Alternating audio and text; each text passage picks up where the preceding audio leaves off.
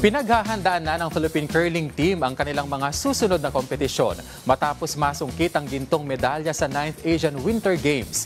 Yan ang sentro ng balita ni Jamaica Bayaka ng PTV Sports.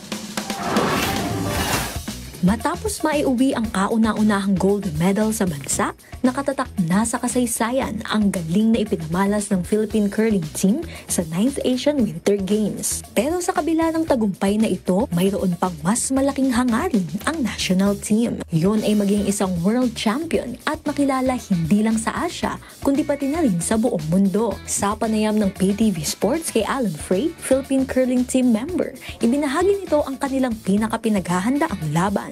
Our main goal and actually our only goal is going to the Winter Olympics in 2026 in Milano Cortina. Yeah. So that's has been the goal from the beginning. It's still the goal today. This is just a nice side effect, but the goal is to go to the Winter Olympics. Dagdag pa ni Frey na kailangan nilang maipanalo ang pre-qualification at Olympic qualification events ngayong taon para mapasama sa 2026 Winter Olympics na gaganapin sa Milano Cortina, Italy. The next competition is the pre-qualifier in autumn and the qualifier in December. We need to reach third and second place, and then we can make it to the Olympics.